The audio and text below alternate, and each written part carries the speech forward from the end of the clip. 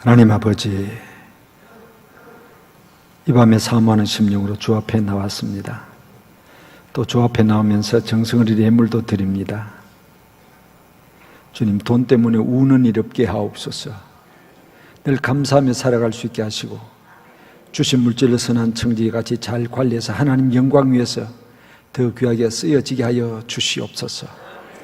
주님, 집회를 시작하고 오늘 마지막 저녁인데 절기 끝나는 큰 날이라 너희 목마른 자들은 물로 나오라. 오늘 말씀의 반석에서 생수가 흘러 넘치게 하여 주시옵소서. 우리 아버지 하나님, 이 문을 들어올 때 우리의 마음과 이 문을 났을 때 우리의 마음이 달라지게 하여 주시옵소서. 말씀 듣다가 변화되게 하시고, 기도하다가 응답받게 하시고, 찬송하다가 치유의 역사가 나타나고, 말씀 듣다가 문제가 해결되는 은혜를 주시옵소서. 이 밤에 성령께서 임재하시고 우리에게 꼭 필요한, 내게 꼭 필요한 은혜로 채워주실 줄로 믿습니다. 부족한 종, 또 말씀 수종들 위해서 썼습니다. 감당할 수 없는 것 아시는 주여, 함께 하셨듯이 이 밤에도 함께 하시고 붙들어 주셔서 하나님의 진리의 말씀을 온전히 증거하기에 부족함이 없게 하여 주시옵소서. 예수님의 이름으로 기도하옵나이다. 아멘. 할렐루야. 여러분, 성경에 나오는 사람과 누구를 제일 존경합니까? 누가 롤 모델입니까? 나 저 사람 닮았으면 좋겠다. 안 그러면 내 자식은 저 사람 닮았으면 좋겠다. 누굽니까? 다 요셉이요? 뭐 어떤 사람은 바울을 좋아하고, 어떤 사람은 모세를 좋아하고, 어떤 사람은 요셉을 좋아하고, 뭐 좋아하는 그게 다 다르죠. 그래서 좋아하다 보니까 자식의 이름을 지을 때 나는 요셉이 좋다 해서 전부 다 아들 이름을 요셉으로 짓는 집도 많고요. 어떤 사람 나는 사무엘이 너무 좋다, 사무엘. 그래서 삼열이라고 애를 이 이름을 짓고요. 나는 다니엘이 좋다, 그래서 단열이라고 이름을 짓는 경우도 있습니다. 네, 좋죠. 이와 같이 우리의 흠모의 대상이 되는 좋은 신앙의 선조들이 성경에 많이 기록되어 있는 것을 우리가 보게 됩니다. 그 가운데 오늘 저녁 생각하고 싶은 사람은 요셉입니다. 저 개인적으로 참 좋아하는 사람, 닮고 싶은 사람, 그 어떤 사람보다도 성공적인 일생을 살았던 사람이라고 할 수 있습니다. 그 성공이라는 것이 꼭 세속적으로, 물론 그가 나중에 총리가 됩니다만 총리가 되었기 때문에 성공적인 삶이라고 말할 필요는 없습니다. 37장부터 50장까지 나오는 쭉 요셉의 역사를 보면서 이는 하나님 앞에서 정말 성공적인 삶을 살아간 한 일생이다 하는 평가를 할 수밖에 없는 그런 인물이 요셉이라고 생각이 되어집니다. 요셉의 생애를 왜 성공적인 삶이라고 말하고 있는가? 그것을 오늘 생각하면서 오늘을 살아가는 나도, 오늘을 살아가는 내 자식들도 요셉과 같이 하나님 앞에서 성공적인 삶을 살면 좋겠다는 그런 간절한 소망을 가지면서 이 밤의 말씀을 나눌 수 있기를 바랍니다. 요셉의 일생은 창세기 가운데 제일 많은 부분을 차지합니다. 37장부터 50장까지니까 굉장히 많은 부분입니다. 그 전체를 우리가 익히 잘 알고 있지만은 요셉의 생애를 먼저 간단하게 한번 요약해 보겠습니다. 그는 야곱의 12아들 가운데서 11째 아들이면서 가장 사랑받는 아들이었습니다. 가정에서 정말 부모의 사랑받으면서 잘 자랐습니다. 그런데 17세 때, 오늘 본문에 나타난 대로 17세 때 형님의 과실을 고하기 때문에 형들의 미움을 받았습니다. 또 꿈을 꾼 이야기 하다가 형들의 미움을 더 받았습니다. 불행하게도 그는 나이 17세 때 형들의 미움을 받아서 은 20에 먼 애굽 땅으로 팔리게 됩니다. 팔려가서 종 아닌 종살이하고, 또 억울한 누명 뒤집어쓰고 옥살이도 하고, 또 뭔가 약간의 소망이 보이는 것 같더니 배신을 당해서 2년간 옥살이 또 하고, 그러다가 어느 날 아침, 하루아침에 그는 전 애굽을 다스리는 총리가 되는데 그때 그의 나이가 30살입니다. 13년간 애굽에서 온갖 고난을 겪고 난 뒤에 그는 마침내 총리가 되었고, 나중에 그 가뭄 때문에 부모 형제들 다 모시게 되어 애굽 땅에서 잘 살다가 나이 110세에 생을 끝냈다는 것이 창세기 50장에 기록하고 있는 말씀입니다. 서두에 말씀드린 대로 이렇게 산 요셉의 생을 가리켜서 어느 누구도 똑같이 요셉이야말로 정말 성공적인 인생을 산 사람이다, 그렇게 평가하지 않을 수가 없습니다. 무엇이 요셉을 요셉되게 했을까요? 어떤 신앙 정신이 있었기 때문에, 남이 갖지 않는 어떤 신앙 정신이 있었기 때문에 요셉은 그와 같은 성공적인 일생을 살 수 있었겠는가 하는 것입니다. 첫째는 그는 하나님 앞에 의롭게 산다는 원칙을 가졌습니다. 하나님 앞에 의롭게 살자, 그것이었습니다. 어떻게 해서 그것을 알 수 있냐면 오늘 37장 2절에 보면 형들의 과실을 아비에게 고했다, 그런 말이 있습니다. 이걸 자칫 잘못 생각하면 그냥 형제간들이 그냥 찢고 뽑고 살다가 그냥 형들이 좀 못하니까 그냥 아버지한테 고자질하는 것으로 생각할 수도 있습니다. 그러나 성경 전체 속에서 볼 때 이것은 단순하게 하나의 형들의 잘못을 아버지에게 고자질해서 형들을 골탕 먹이려 하는 그런 것이 아닌데, 요셉은 어릴 적부터 그의 가슴 팍 속에 하나님을 믿는 믿음과 더불어 하나님 앞에는 진실되고 거짓 없이 바르게 살아야 된다, 세상 속에 의롭게 살아야 된다는 이 정신이 있었던 것입니다. 그것이 더 구체적으로 표출된 사건이 39장의 사건입니다. 39장의 사건은 그가 보디발 집에 종으로 팔려갔습니다. 종살이 하는 가운데 있습니다. 그런데 너무너무 인물도 좋죠.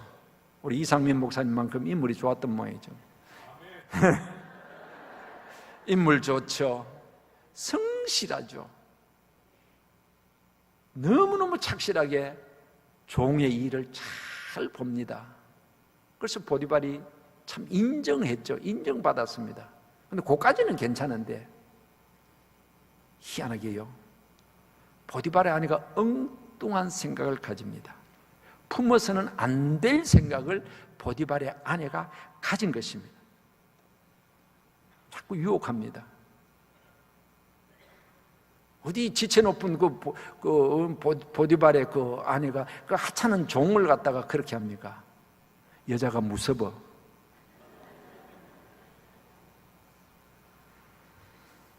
거절합니다. 요셉은 그럴 수 없습니다. 거절합니다. 그러면서 그가 한 말이 있습니다. 내가 어찌 이 큰 악을 행하여 하나님 앞에 죄를 짓겠습니까? 이 큰 악을 행하여 하나님 앞에 죄를 짓겠습니까? 이것이 1차적으로는 당신 남편에게 내가 죄가 되는 것입니다. 그러나 요셉은 당신 남편과의 어떤 죄 관계 이전에 더 중요한 것은 하나님 앞에 이건 용납되어질 수 없는 죄입니다. 하나님 앞에 나는 살아가는 사람입니다. 하나님 앞에 불의할 수가 없습니다. 당신 남편 보지 않아도 하나님 보고 계십니다. 하나님 앞에 나는 의롭게 사는 정신을 가진 사람입니다. 그럴 수 없습니다. 거절합니다. 이 정신이 대단한 정신이에요. 어떻게 보면 그냥 모른 척하고 뭐 설적이 넘어가면 그의 종살이가 편할 수 있을런지도 모릅니다. 그러나 그것이 아니었습니다. 나는 하나님 앞에 의롭게 사는 사람, 하나님 앞에서 나는 살아간다. 그럼 나중에 어떻게 합니까? 그냥 어느 날 일하러 들어가니까 집안에 아무도 없는데 보디발 안에 혼자 있다 그냥 또 붙잡습니다. 아이고 안 됩니다 하니까 그냥 뭐 옷을 억지로 벗기니까 옷 벗고 도망가 버렸습니다. 그것 때문에 누명을 뒤집어 쓰죠. 의롭게 살려고 하다가 거짓 모함까지 당하고 옥살이 하게 됩니다. 그 어떤 일을 만나든지 내 삶이 좋든지 나쁘든지 그것이 문제 아니라 더 중요한 것은 하나님 앞에서 살자. 신전의식으로 살자. 하나님은 감찰하시는 하나님. 하나님 앞에 나는 의롭게 산다. 거짓 없이 불의가 없이 나는 살아간다. 이 원칙이 요셉의 가슴팍 속에 가득 차 있었던 것입니다. 신앙생활이 뭡니까? 하나님과 바른 관계입니다. 하나님과 바른 관계. 그리고 그 하나님과 바른 관계 신앙 속에서 다른 사람과 이웃과의 바른 관계를 맺어가는 것이 십자가 정신이고 바른 신앙 정신인 것입니다. 그런데 그때도 그렇고 지금도 마찬가지. 이 죄악 세상에 너무너무 죄악이 관영해 가고 있습니다. 정말 오늘 정말 신앙인이 신앙인답게 살아가기가 참 어렵습니다.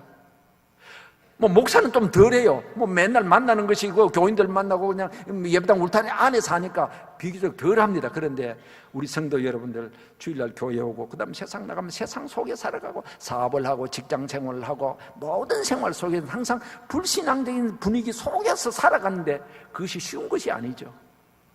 정신 바짝 차리고 내가 믿음을 철저히 지키겠다는 그 정신이 약간이라도 흐릿해지면 언제든지 우리도 그 세속화 물질에 그냥 그 물결에 그 딸려갈 수밖에 없는 연약함을 우리가 갖고 있거든요. 그렇기 때문에 우리는 이 요셉의 이 신앙 정신이 너무너무 귀중하다는 것입니다. 오늘 우리가 살아가는 시대가 참 문제가 많습니다. 뭐 경제적인 문제, 여러 가지 문제가 많지만 가장 큰 문제는 두 가지입니다. 제가 볼 때는 하나는 무신론 사상입니다. 하나님 없다는 사상이에요.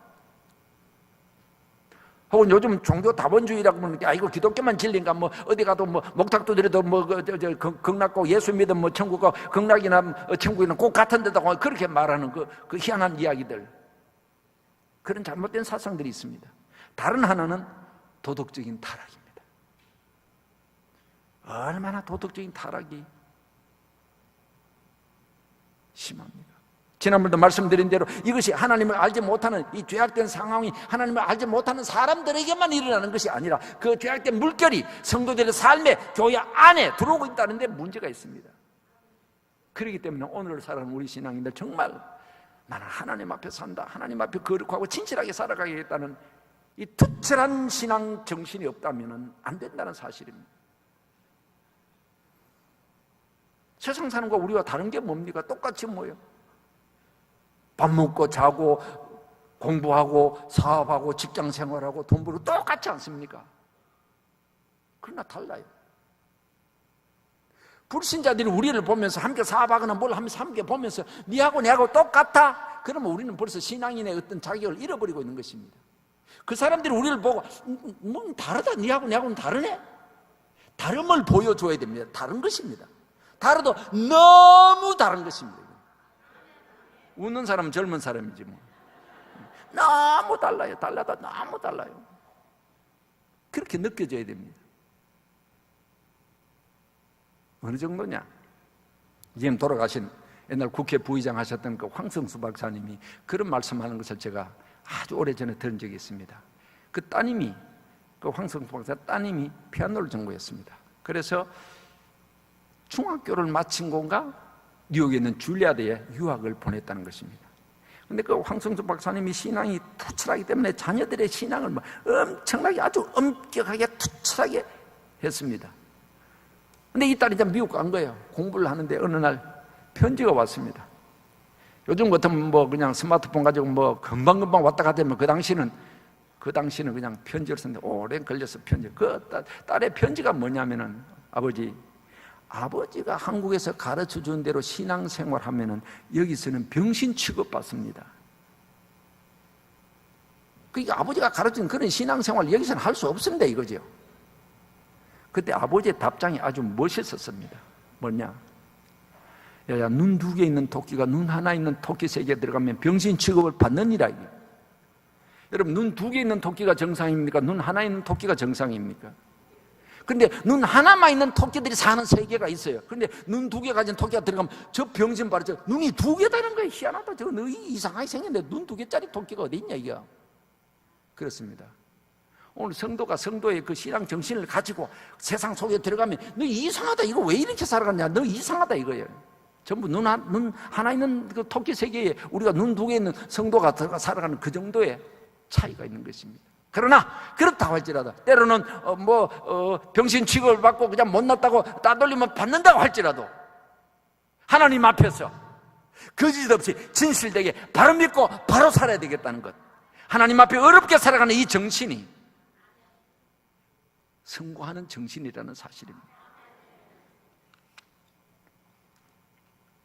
물론 요셉도 어렵게 살지 않았더라면 고난이 없었을 것입니다. 어렵게 살지 않았더라면 형들의 미움을 받아서 팔리는 법도 없었을 것이고, 어렵게 살지 않았더라면 보디발 아내의 누명을 뒤집어 쓰고 옥살이까지 가지도 않았을는지도 모릅니다. 그러나 어떤 경우에든지 내 삶이 어렵고 힘들고 경제적인 손실이 오고 억울한 일을 당한다 할지라도 나 이 믿음 변치 않을래, 이 신앙 지킬래.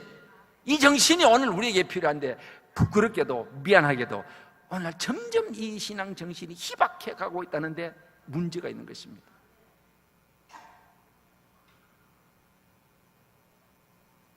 때로는 이 믿음 지키기 위해서 우리는 손을 자르고 발을 잘라야 돼요. 예수님 말씀하신 대로 두 눈 다 가지고 천국 못 들어가고 지옥 가기보다는 눈 하나 가지고 천국 가는 것이 더 낫다. 이 몸부림치는 믿음 생활 바로 하려고 신앙 바로 지키려고 하는 몸부림치는 것이 필요하다는 것입니다. 그래서 원로 목사님들 좋아하시는 저 높은 것을 향하여 날마다 나갑니다. 험하고 높은 이 길을 싸우며 나갑니다. 이 찬송하면서 우리는 더 높은 곳을 향해서 올라가는 신앙이 되어야 될 줄로 믿습니다. 이것이 요셉이 요셉 되게 된 첫 번째 정신이었다고 볼 수 있습니다. 두 번째는 꿈을 가지고 그는 살았습니다. 성공적인 삶을 살기 위해서는 우리에게 꿈이 필요하다는 말이죠. 요셉은 꿈으로 유명한 사람 아닙니까? 우리가 아는 대로 청년기에 두 꿈을 꿨습니다. 오늘 본문에 나타난 대로 어느 날 꿈꾸고 그가 말합니다. 이삭 단들이 자기 달을 향해서 절하더라. 뭡니까? 형들이 자기한테 절하게 된다는 그 이야기죠. 그러니까 형들이 화가 나죠. 그래 또 꿈을 꿨다 그럽니다. 해와 달과 11별이 또 내게 절합디다. 기가 막힐 노릇이죠. 그 꿈을 하나님께서 그에게 주셨다는 것입니다. 여기서 꿈이란 뭐냐? 구약 시대에 성구약 성경이 완성되기 전에는 하나님께서 하나님의 계시하는 방법으로 여러 가지를 쓰셨습니다. 때로는 육신의 귀에 직접 들리는 것, 예를 들어서 아브라함 불렀을 때 아브라함아 직접 이 육신의 귀에 들리게 말씀을 하셨습니다. 계시가 완성되기 전에는. 때로는 꿈으로, 때로는 이상으로 여러 가지 방법으로 하나님께서 구체적인 계시를 해 주셨습니다. 오늘 우리가 꾸는 꿈하고는 다르죠. 오늘 우리들이 꾸는 꿈은 무슨 꿈이요? 개꿈입니다. 애가 자고 나서 엄마 내가 어젯밤에 꿈 꿨는데요, 개가 따라와서 그냥 막 도망가다가 혼났다 이러는 그 개꿈이죠. 우리가 오늘 꾸는 꿈하고 요셉이 가진 꿈은 차원이 다른 겁니다. 요셉이 그때 꾼 꿈은 하나님의 직접적 계시입니다. 신구약 성경이 완성되기 전에 그랬습니다. 신약에서는 예수님 자신이 계시입니다. 그럼 오늘날 그런 꿈은 영적인 의미를 담고 있는 꿈이 없느냐? 있습니다. 그러나 성경과 같은 그런 권위의 꿈은 아닙니다. 성경 꿈이랑 항상 성경의 지배를 받아야 되고 내 꿈에 이렇기 때문에 성경보다도 꿈이 더 위다. 그거는 잘못된 신앙입니다. 어떤 사람이 그랬대요. 누구한테 돈을 한 돈 100만 원 빌렸는데 말하기를 내가 어젯밤에 꿈을 꿨고 내 하나님 말씀하시기를 이 돈 갚지 마라 하더라. 어쩔 게 없는 하나님이 꿈으로 계시해 줬다 하는데, 근데 그때 방법 간단합니다. 걱정할 것 없어요. 그 다음날 나는 꿈꾸니까 하나님 꼭 받으라 하더라.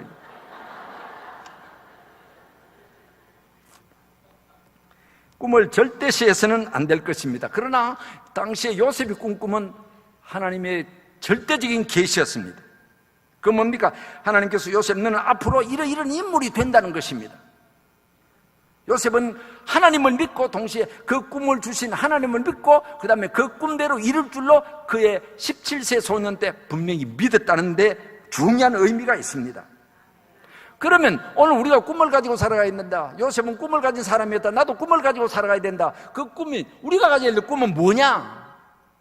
예수 그리스도 안에서 성도가 가지는 비전입니다.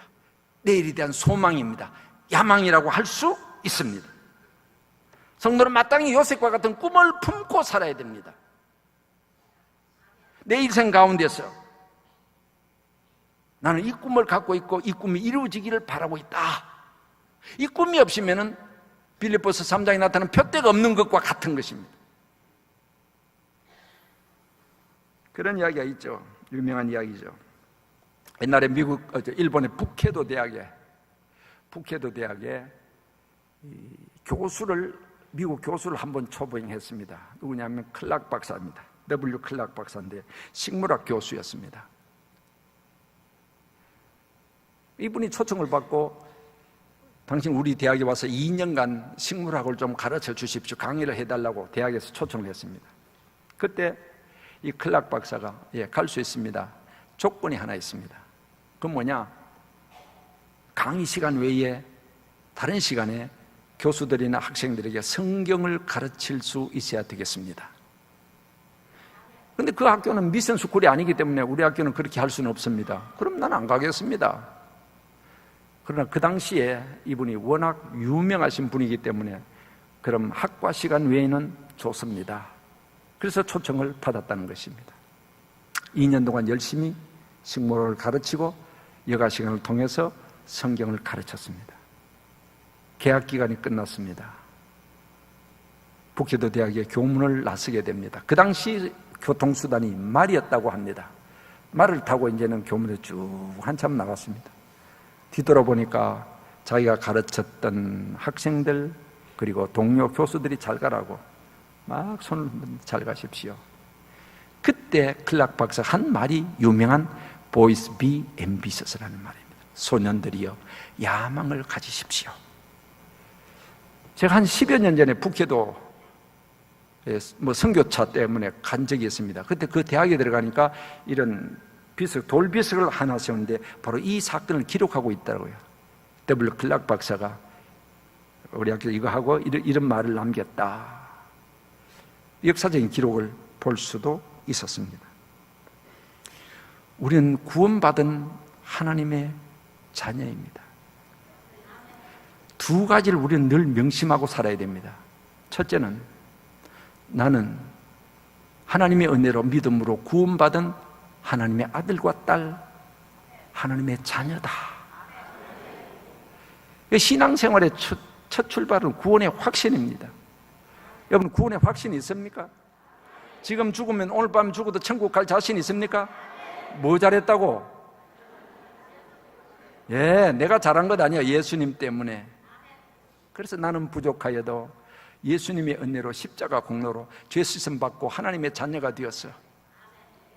이 자부심이 있어야 됩니다. 내가 첫날 저녁도 이야기했지만 자부심이 있어야 됩니다. 예수 믿는 사람은 그냥 풀이 푹 쪄고 고개 푹 숙이고 교회 할 때도 그냥 성경책 적은 요새는 뭐 성경책 조금은 가져다 스마트폰 가지고 다 있다고 뒤에 딱 차가지고 주일날 교회 하면서 친구 안 믿는 친구들 놀러 가다 니 어디 가나 하면 저기 간다 교회 간다 하고 저기 간다 하고 신자인 것을 부끄러워하는 사람 아니죠. 머리 빳빳하게 쳐들어야 됩니다. 가슴 활짝 펴야 됩니다. 대구 시민들아 내가 간다. 이거 하나님 아들 간다. 하나님 딸 간다. 날 좀 봐라. 이러고 가야 됩니다. 그것이 성도의 자부심이요. 오늘 이 자부심이 없는 성도가 참 많다는 것입니다. 그 이야기 여러분 다 아시죠? 나야가라 폭포 주인 아들 이야기. 나야가라 폭포 여러분 가보셨죠? 그 카나다와 미국 국경에서 흐르는 그 폭포 입이 딱 벌어집니다.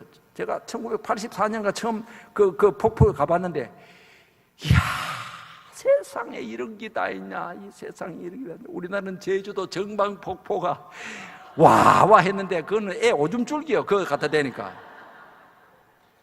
세계 사람들이 다 와서 그냥 감탄을 하는데 어느 날 그 많은 관광객 가운데서 그 입을 딱딱 벌리고 감탄하는데 어떤 한 사람 말하기에 이거 우리 아버지 거라 그럽니다. 깜짝 놀라가지고 그날 마침 옆에 어떤 캐나다 어떤 교회 목사님이 그 구경 왔다가 조그만 동양 사람 하나가 이거 우리 아버지 거라 그러는 게 이 사람이 도대체 얼마나 아버지가 부자기에 이 폭포가 저 아버지 거라 그러는 거 물었답니다. 당신은 아버지가 누군데 이 폭포가 당신 아버지 겁니까? 하니까 그 사람 대답이 나는 하나님을 믿는 일본에서 어떤 목사님, 일본에서 오신 목사님이신데 하나님 우리 아버지고 우리 아버지가 천지를 창조하시고 우리 아버지 거라고. 야, 그 자리에서 당신 다음 주 우리 교회 와서 설교 한번 해주십시오. 초청을 한 겁니다.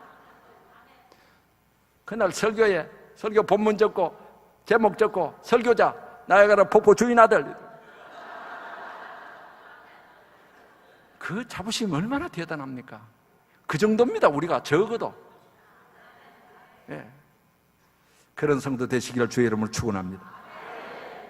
그 다음에 우리가 가져야 될 것이 내 생애 가운데서 정말 나는 하나님을 위해서 무엇을 할 것인가 하는 꿈을 가져야 된다는 것입니다. 무엇을 할 것인가?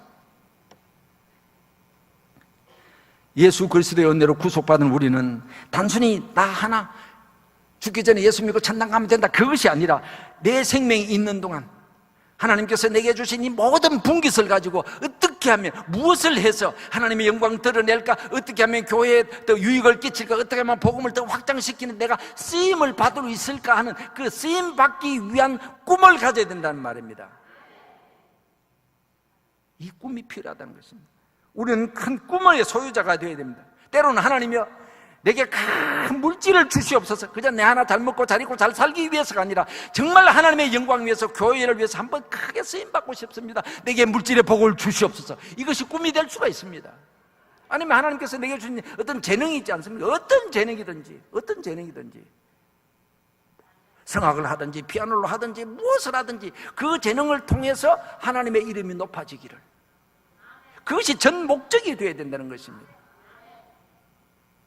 요새도 그런 일이 있지만 연말 돼가지고 탤런트 무슨 대상, 가수 대상 할 때 가끔 그런 이야기들이 나오지 않습니까? 어떤 가수가 딱 나와가지고 1등 된 소감, 대상 받는 소감을 한마디라, 딱 한마디만 합니다. 하나님 감사합니다. 이게요, 엄청난 파급 효과를 가져옵니다. 이 한마디가 특히 청소년들에게, 목사가 예수 믿으라, 신앙생활 잘하라, 그 100마디보다도요 그 탤런트 한마디가 나는 신앙인입니다, 이 한마디가 그 미치는 영향이 더 크다고요. 내가 아는 어떤 분이 애가 네 앞으로 뭐 되고 싶나 했겠네. 가수 뒤에 춤추는 백댄서 되고 싶다. 부모가 야 하필이면 왜 백댄서냐, 그 가수를 하든지 왜 백댄서냐, 자기는 백댄서가 좋다는 거예요. 백댄서를 하든지 앞댄서를 하든지 가지고 뭐든지 어떤 재능을 통해서 하나님께서 내게 주시는 재능을 가지고 하나님의 이름이 높아지기를, 내 때문에 복음이 전파되기를, 그것이 꿈이 되어야 된다는 말입니다. 여러분, 축구선수 누구를 제일 좋아하십니까? 축구선수. 축구는 아무도 모르네. 네. 축구선수 가운데 예수 잘 믿는 축구선수가 하나 있습니다. 그 친구는요, 축구를 하면서 골을 딱 넣고는 항상 세리머니가 기도입니다. 무릎 딱 꿇고. 그러면 카메라가 그냥 그 무릎 꿇고 기도하는 걸 쫙 비춥니다. 그때 가슴이 짜릿해요. 말이 필요 없는 거예요. 그냥 그 무릎 꿇고 이거 한 번 해버리면요,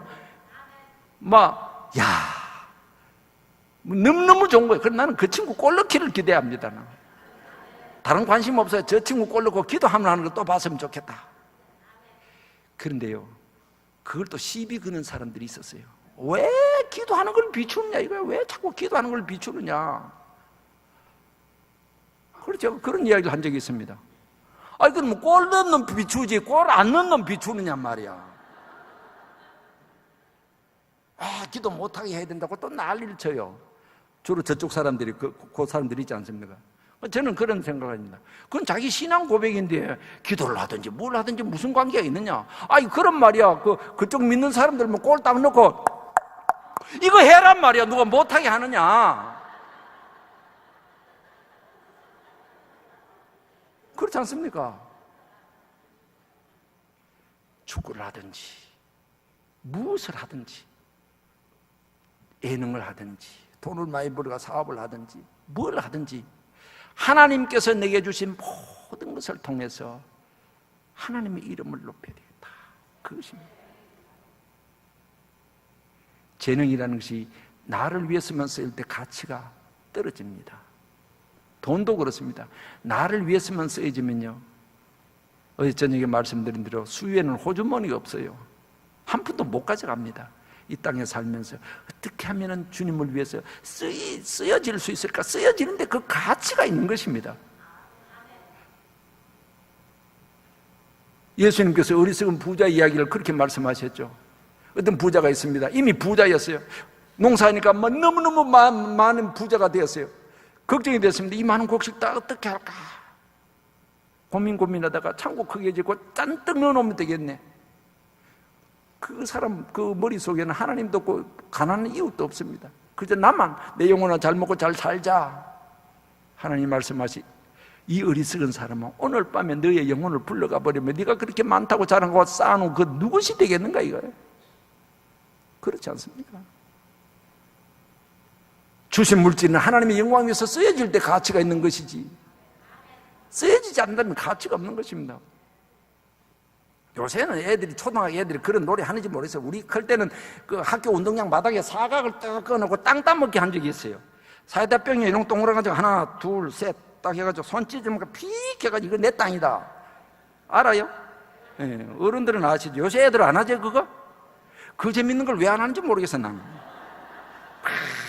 이게 내 땅이다, 이것도 네 땅이다, 네 땅이다, 막 한참 해서 땅이 많다. 와, 내 땅 많다. 해 그름할 때 엄마가 부릅니다. 아무개야, 손 씻고 돌아서 밥 먹고 자야지. 그 많은 땅 놔두고 다 가더라고요. 오늘 우리가 소유하는 소유 그 자체는 의미가 없습니다. 하나님께서 내게 왜 이런 많은 물질을, 다른 사람이 갖지 않는 물질을 주셨을까? 하나님께서 왜 내게 다른 사람이 갖지 않는 이런 재능을 주셨을까? 너 이름 석자 날리라고, 너 잘 먹고 잘 살라고? 아니요! 하나님의 영광과 복음과 교회를 위해서 써야지라고 하나님께서 주신 줄로 믿으시기를 바랍니다. 쓰임의 축복이 있기를 주의 이름으로 축원합니다. 마리아가 그 귀한 향유를, 옥합을 그냥 깨트려 붓습니다. 가르치다가 깜짝 놀라서 말이에요. 왜 허비하느냐? 거룩한 낭비예요. 믿음 없는 가룟유다는 그것이 허비로 보여요. 불신자들이, 세상 사람들이 우리가 교회 와서 막 헌금하면 뭐 입을 딱딱 벌립니다. 와, 놀랄 거 없어요. 예수는 믿어보면 아는데 뭘 그러고. 쓰여진다는 게 축복. 예수님이 예루살렘 입성할 때 나귀를 타고 갔습니다. 제자들이 그 나귀를 풀어오느라 그러니까, 내가 나귀를 푸니까 주인이, 너 왜 남의 나귀를 왜 푸느냐? 그때 주가 서시겠다 하라. 주님이 서시려고 한다. 그때 그 나귀 주인이 두말하지 않고 그 주님이 서시도록 보내드렸다는 것입니다. 나귀 주인도 자기의 소유가 주님을 위해서 쓰여진다는 것이 축복이죠. 나귀도 그렇습니다. 이 참 미미한 짐승, 그것이 성자 예수님을 내 등에 모시고 예루살렘으로 들어가는데 얼마나 큰 축복입니까? 바로 그것입니다. 미천한 우리, 보잘것없는 부족한 우리, 아무것도 아닌 우리를 자녀 삼아 주시고 하나님 영광에서 살 수 있도록 해 주셨다는 그 자체가 축복인 것입니다. 주님 날 써주시옵소서. 주님의 쓰심 받는 것이 꼭 뭐 목사가 되고 선교사가 되고 나는 그거 아닙니다. 때로는 그런 식의 부름도 있겠지만은 내가 가진 모든 것, 그것을 통해서 하나님 이름 높여주십니다. 주님 영광 받으시옵소서. 주님 위해서 쓰여지길 원합니다. 어떻게 하면 내 생애 가운데서 이렇게 좀 살아갈까? 그것이 바로 꿈이에요. 그렇기 때문에 우리 모두가 이런 꿈을 갖고 살아야 된다는 것입니다. 하나님, 내 생애 가운데 이런 축복을 주시면 내가 이렇게 주님의 이름을 높이기를 원합니다. 여러분, 자녀들을 위해서도 그렇게 하십시오. 하나님 내게 이 자녀를 주셨는데 이 자녀들을 통해서 어떻게 하든지 내가 가진 이 믿음을 그대로 이어받게 하시고, 이 자녀들이 정말 이 요셉 같은 그런 정신 가지고, 신앙 정신 가지고 하나님 위해서 쓰임받는 귀한 자녀들 되게 해달라고 우리는 기도해야 될 것입니다. 이 요셉이 성공적인 삶을 살 수 있었던 것은 바로 이 꿈을 가지고 살았다는 것입니다. 물론 이 꿈이 이루어지는 데는 13년이라는 긴 세월이 흘렀습니다. 그의 꿈이 17세 때 꾸고 30세 때 총리가 되었으니까 부모 형제들이 와서 자기에게 다 무릎 꿇고 절할 정도까지 되는 사람, 13년 늦었지만은 13년의 세월이 흐른 뒤에 그는 그 꿈이 성취되는 축복을 맛보게 된 것입니다. 우리가 꿈을 가지고 기도하면서 나아갈 때 하나님께서 정하신 때 언젠가는 어떤 모양이라든지 이렇게 성취시키실 줄로 믿습니다. 세 번째는 어떤 상황에서든지 최선을 다한다는 것입니다. 그리고 결과는 하나님 앞에 맡긴다. 최선을 다하고 결과는 하나님 앞에 맡기자. 이것이 요셉이 가진 또 다른 하나의 성공의 요소였습니다. 요셉 생애만큼 막 그 변화가 다양한 사람도 참 드뭅니다. 자, 가정에서 얼마나 축복받는 부모의 사랑받는 아들이었습니까? 그런데 하루아침에 종이 됩니다. 그러더니 조금 있다가는 죄수가 됩니다. 옥살이 하다가 또 하루아침에 그냥 전 애굽을 다스리는 총리로 확 올라가 버립니다. 이런 변화무쌍한 삶을 사는데 딱 한 가지 일관된 것 하나 있습니다. 뭐냐? 어떤 상황에 처하더라도 최선을 다한다는 것입니다. 자, 가정에서 최선을 다했습니다. 사랑받았죠? 종살이 최선을 다하니까 보디발이 인정받죠? 옥에 갇혔습니다. 옥에서 최선을 다하니까 전옥이 다 옥 사무를 맡길 만큼 인정되죠? 총리가 되었습니다. 바로 왕이 모든 것을 다 위탁할 정도로 최선을 다하는 것을 볼 수 있습니다. 그리고 내가 오늘 주어진 여건 속에서 나는 최선을 다하고 결과는 하나님께서 알아서 해주신다는 그 믿음이죠. 왜냐하면 이 최선이 중요한 이유는 이것입니다. 흔히 우리가 신앙생활 하면서 내가 바른 믿음으로 살고 꿈을 가지고 주여 기도하며 간다 믿습니다 하면 그냥 하늘에서 그냥 감이 뚝 떨어지고 호박이 능굴째 막 툭 떨어지고, 그건 아닙니다. 성경은 인간의 최선의 노력을 부인하지를 않습니다. 믿음으로 살고 꿈을 가지고 살지만은 그래도 오늘 내가 주어진 여건 속에서 최선을 다해야 된다는 것입니다. 그것이 어떤 상황이든지 꼭 좋을 때 혹은 나쁠 때 그걸 다 초월해서 어떤 상황에 빠지더라도 최선을 다한다는 것입니다. 종교 환경 속에서 최선을 다하니까 하나님이 함께 하신 것을 보여주고 주인이 인정하지 않습니까? 옥살이도 진실하게 다했습니다. 총리도 마찬가지입니다. 우리가 아는 마태복음 25장에 나오는 달란트 비유, 왜 5달란트, 2달란트 받은 사람과 1달란트 받은 사람의 차이가 있느냐? 차이는 딱 한 가지입니다. 5개나 2개 받은 사람은 주인이 내게 주신 것을 그 목적을 알고 최선을 다한 것입니다. 근데 1달란트 받은 사람은 그걸 갖다가 최선을 다하지 않은 것입니다. 그 차이입니다. 만약 1달란트 받아서 최선을 다해서 1달란트를 남겼다면 그도 똑같이 잘했다 착하고 충성된 종 하는 칭찬을 받았을 것입니다. 근데 그 1달란트 받은 사람은 그것이 없었다는 것입니다. 오늘 어떤 경우는 그렇습니다. 평안할 때 내놓으라 하고 그냥 교회 잘 섬긴다고 뭐 난리를 칩니다. 그런데 조금 어렵고 힘들면 자라 모가지 들어가대에 쏙 들어가 버린 사람이 있습니다. 또 정반대로 높아지면 오만해져 버립니다. 비천해지면 그냥 열심을 다하다가 뒤로 싹 물러버리는 기회주의 신앙생활이 참 많습니다. 모르겠어요. 서문교는 어떤지 모르지만은 제가 섬기는 서현교에서는 제가 그것을 경험을 했습니다. 말씀드린 대로 화재가 났다 그러지 않습니까? 우리 예배당 불 났거든요. 불 날 때 83년도 불 날 때 그때 한 1000명 모였습니다. 교인들이 주일낮에. 불 딱 나고 나니까요, 하나씩 둘씩 빠져나가는데 장로님도 나가고 이 사람 저 사람 다 나고 다 나가더라고. 핑계는 이래서 나간다 저래서 나간다. 그런데 내가 가만히 보니까 이건 돈 때문에 가는구나. 왜요? 예배당 불러면 새로 지어야 되잖아요. 헌금하기 싫으니까 다 가더라고. 핑계는 많아요. 이러쿵저러쿵 간대.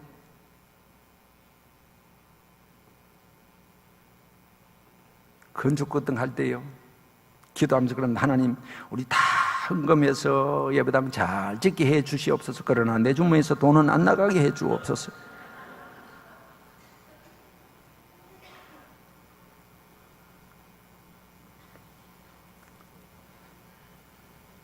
그래서 어느 정도까지 줄었냐? 600명까지 줍니다. 1000명에서 400명이나 빠져나가요. 까지 갈 사람은 가고 남은 사람이 열심히 헌금하고 해서 싹 다 지었습니다. 새로 더 크게 배로 싹 다 지었습니다. 그런데요, 같은 사람이 또 오네. 다 짓고 나야 온다. 얌체 아닙니까? 헌금하기 싫어가 도망갔다가 다 지었다 그러니까 또 오고. 경상도 말로 내가 솔직하게 이거 다른 데 가서는 이런 표현을 못 합니다. 용서하고 드립시오. 똥자발을 차버리려고 그냥 가라고. 근데 목사 오는 교인들 뭐 그럴 수 있습니까? 그때부터 내가 가진 철학 하나, 가는 사람 잡지도 말고 오는 사람 막지도 말고 가려면 가고 오면 오고 그랬습니다. 그러나 그 어려운 가운데서도 참 교회가 어렵고 힘들 때 정말 충성스럽고 더 기도하고 더 잘 섬기는 사람들이 나타나더라고요. 목사 혼자 절대로 목회를 못합니다. 온 성도들, 집사님, 장로님들, 권사님 되지만 특별히 장로님들, 제가 기억하고 있는 우리 장로님들 다 그랬지만은 한 사람은 갖고 두 분의 장로님을 내가 다 기억합니다. 한 분은 예배당 불나는 바람에 제 서재까지 다 탔거든요. 책도 한 권도 없어져. 다 타버렸어요. 아무것도 없어요. 그냥 다음 주일 당장 주일날 불나고 다음 주일 당장 설교했는데 뭐 있어요? 주석이나 뭐 아무것도 없어요. 그때 장로님 한 분이 저를 찾아왔어요. 목사님, 봉투를 하나 내놔요. 당장 이번 주일부터 설교를 해야 되는데 제가 아무것도 왜 합니까? 우선 주석책이라도 한 질이나 사오십시오. 지금 당장 헌금해도 난리가 날 낀데요. 그 생각을 어떻게 하셨는지 모르겠어요. 그때는 거금이었습니다. 제 한 달치 생활비에 가까운 돈이었습니다. 내가 그걸 받고 얼마나 감격했는지 정말 감동받았습니다.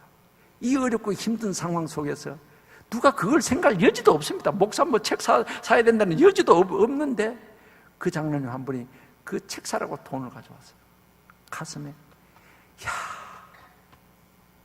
어렵고 힘들지만 너무너무 감사하다. 이렇게 목사 생각하는 장로님이 계시는구나. 감동을 받았어요. 다른 한 분은요, 불나면요 목사 시달립니다. 왜? 경찰서에서 수사한다고. 이 화재 원인 찾는다고요. 이게 방화냐 실화냐 누전이냐 막 조사를 하는 거예요. 아무리 조사해도 뭐 모르겠는 게 방화하는 적도 없지, 전기 뭐 합선된 것도 없지, 누가 실화 누가 뭐 강단 밑에 가가지고 누가 뭐 불을 위해했나 뭐 아무리 하도 안 되니까 그다음 이제 목사를 부르는 거예요. 형사들이 목사 불러가지고 말이에요. 이 교회에서 목사고 뭐 사이 안 좋은 사람, 원한강에 있는 사람, 목사한테 안 좋은 감정 가지고 말이에요. 예배당 불질른 사람 없냐? 이걸 찾아내려고 하는 거예요. 그러니까 막 그 교인들한테 뭐 여집사님들한테 뭐 권사님 전화를 해가지고 말이에요. 이 교회에서 혹시 목사하고 사이 안 좋은 사람 없습니까? 집사님, 권사님 막 기절하는 거예요. 그런 전화를 받고. 우리 교회는 그런 교회 아닙니다. 우리는 목사님 다 좋아하고 다 사는 절대로 그런 거 없는데. 형사가 한참 조사하다, 야, 이 교회는 이상하다, 이게. 보통 가면은 다 있는데, 이 교회는 왜 없냐, 이거야. 그래, 조사해도 안 나오니까 직접 나를 부르는 거예요. 불러가지고 막 취재하듯이 막. 그러니까 이걸 딱 알고 우리 장로님 한 분이 형사를 딱 불렀어요. 뭐 형사가 뭐 장로교회가 뭔지 압니까? 근데 장로님 말씀하시고 우리 교회는 장로교회다. 장로교회가 뭐냐? 모든 책임을 장로가 진다는 게 장로교회다. 우리 목사 손대지 말라. 할 말이거든 내한테 와서 하고 뭐 나를 조사해라. 그리고 딱 형사가 목사를 더 이상 손 못 대도록 딱 보호를 해주더라고요. 그러니까 내가 살았지, 안 그랬으면 내가 시달려 죽을 뻔했어. 그 장로님 얼마나 감사한지. 때로는 물질로 목사를 격려하고 준비시키는 장로님이 있는가 하면은 이런 이 사회적인 관계 속에서 목사가 뭘 압니까? 형사한테 가면 고통스럽습니다. 그런데 그걸 딱 막 목사를 보호해 주신 장로님이 교회가 어렵고 힘들고 시험될 때일수록 정말 충성된 사람들은 드러나는구나. 그래서 참 내가 지금까지도 잊지 않고 그 장로님들을 기억하고 있습니다. 늘 감사하는 마음을 갖죠. 우리가 교회가 평안할 때만 뭐 내가 잘한다 할 게 아니에요. 어려울 때는 더 기도하고 더 하나로 뭉쳐지어 교회를 지키고 교회를 살려내야 되는 것이 성도의 임무입니다. 요셉이 그런 정신으로 살았다는 것입니다. 최선을 다했다. 최고는 못 됐어요. 그러나 최선을 다하는 것입니다. 그렇게 최선을 다해서 계속해서 가다 보니까 총리가 되어버린 겁니다. 말씀드렸는데 꼭 굳이 총리가 되지 않았다 할지라도 최선을 다해서 살아가는 삶 그 자체가 성공적인 삶인 것입니다. 왜냐하면 최선을 다해갈 때 임마누엘 하나님이 꼭 함께 하십니다. 요셉이 잘나서가 아니에요. 최선을 다해서 살아갈 때 하나님이 함께 하시는 임마누엘, 그리고 형통케 하시는 것이 뒤따랐다는 것입니다. 최선의 사람이 되시기를 주의 이름으로 축원합니다. 마지막 한 가지, 믿음으로 가는 길에 절망은 없다는 것입니다. 믿음으로 가는 길에 절망은 없다. 다시 요셉을 봅니다. 요셉은 그가 꿈을 꾼 이후로 내리막길 13년이었습니다. 보통 어떤 그 목표를 세우면 어떤 목표에 도달하자면 한 단계 올라갑니다. 목표에 달성합니다. 그런데 요셉은 그가 그 하나님이 주신 꿈을 분명한 하나님의 계신데도 불구하고 자꾸 내려갑니다. 미움을 받고 팔리고 옥살이하고 종살이하고 억울한 누명 뒤집어쓰고 옥살이하고 배신당하고 13년 동안 계속 내려간 것입니다. 그가 팔릴 때 어떻게 했습니까? 기분이 내가 이제는 팔리가 먼 나라 애굽으로 가버리니 이제는 부모 형제도 다 못 만나고 얼마나 절망적이겠습니까? 종살이하면서 부모 형제 못 보는 것뿐만 아니라 억울한 누명까지 뒤집어 썼으니 이방 나라, 알지 못하는 나라 감옥에 갇혔다 죄수가 되었다. 배신도 당했습니다.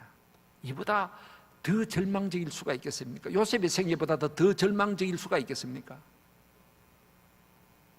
그런데 정말 그런 상황 속에서 그가 원망을 하자면은 하나님이 항상 원망할 수 있습니다. 하나님 꿈을 줘놓고 이 꿈이 도대체 뭡니까 이거? 하나님께서 내 삶을 주관하신다고 하셨는데 왜 하나님 내 인생을 이렇게 그냥 뒤죽박죽 되게 만듭니까? 하나님 항상 원망할 수 있습니다. 아니면 형들 내가 뭘 잘못했기 때문에 나를 갖다 이렇게 팔아먹어서 이렇게 고난의 삶을 살도록 만드느냐, 그렇게 할 수도 있습니다. 그러나 요셉은 성경 어느 곳을 봐더라도 하나님 원망했다는 말이 없고요, 형들을 미워했다는 말이 없습니다. 절망하지 않았습니다. 왜냐하면 요셉의 마음속에 있는 것은 내 삶을 주장하시는 이는 하나님이시다, 이 믿음이 있는 것입니다. 궁극적으로 하나님께서 주신 꿈은 언젠가는 반드시 이루실 것이라는 그 믿음을 갖고 있었다는 사실은 때로 그렇습니다. 우리가 오늘 정말 믿음으로 살려고 발버둥 치고 기도하고 애쓰고 충성, 헌신, 봉사 막 하는데도 왜 이렇게 일이 안 되는지, 이렇게 하는데도 불구하고 자식들은 뭔가 또 안 되고 사업도 안 되고 직장은 어려움이 있고 안 좋은 일들이 자꾸 생깁니다. 그때 낙심이 되기 쉽죠. 그러나 성경은 말합니다. 낙심하지 말라. 하나님의 때가 있고 하나님의 방법이 있다. 오늘이 끝이 아니다. 요셉의 가슴 속에는 이런 절망적인 환경이 자꾸 주어졌지만 항상 그 마음 속에 가졌던 것은 믿음의 길에는 절망은 없다는 것입니다.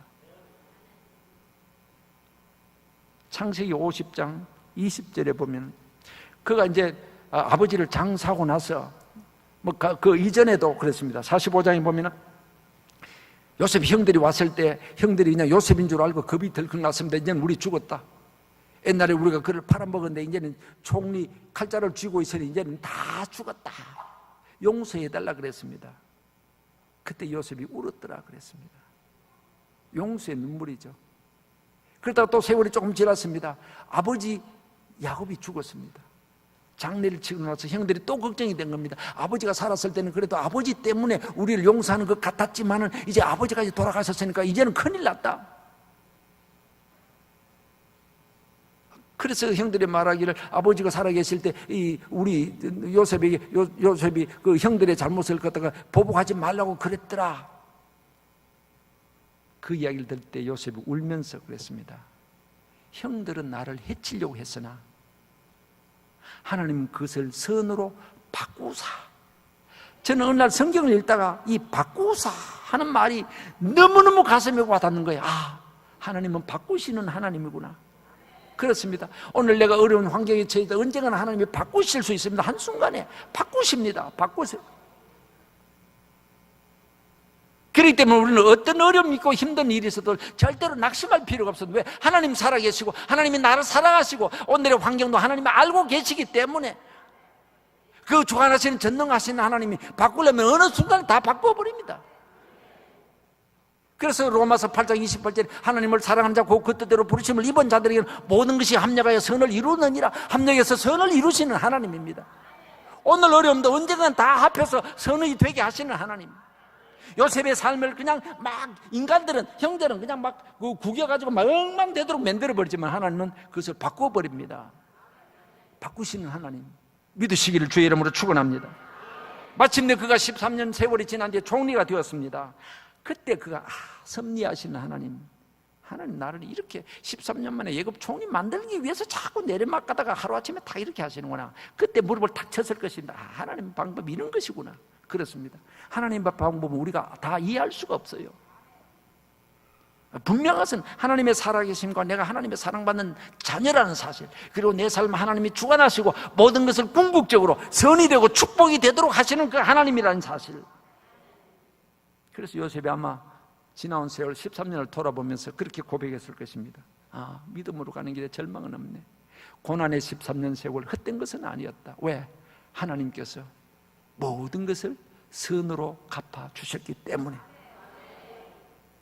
그럼 오늘 믿음으로 사는 저와 여러분, 삶이 얼마나 어렵고 힘든 일들이 많습니까? 건강이 안 좋았죠. 사업이 자꾸 안 되는 것 같죠. 자식은 자꾸 잘못되는 것 같죠. 정말 눈물 나고 한숨 나는 일이 한두 가지가 아닙니다. 그러나 분명하게 우리가 믿어야 될 것은 하나님은 하나님의 때에 하나님의 방법으로 합력해서 선을 이루신다는 사실입니다. 이 믿음을 가지시기를 주의 이름으로 축원합니다. 축원합니다. 그것이 바로 성공적인 삶입니다. 오늘을 믿고 내일을 내다보고 살아가는 우리 모든 성도들, 그리고 여러분의 자녀손들, 아수한 성도 요셉같이 그렇게 믿고 그렇게 살아 하나님의 축복받아 성공적인 삶이 되시길 주의 이름으로 축원합니다. 하나님 우리 아버지 은혜를 감사합니다. 억만 죄악 가운데 있는 우리를 건져 예수 피로 씻어 정결케 하시고 하나님의 아들 딸 되게 하신 것 감사합니다. 험악한 세월을 살아갑니다. 어떻게 살아야 될지 오늘 요셉의 생애를 통해서 우리에게 주신 교훈을 마음속에 새깁니다. 믿음으로 어렵게 살아라고, 하나님과 나라와 복음을 위해서 꿈을 가지라고, 최선을 다하고 살아가라고, 믿음으로 살면서 절망하지 말라고. 아버지 감사합니다. 이 말씀 붙들고 기도하고 이 말씀 붙들고 승리하는 우리 모든 성도들 되게 하여 주시옵소서. 예수님의 이름으로 기도하옵나이다. 아멘.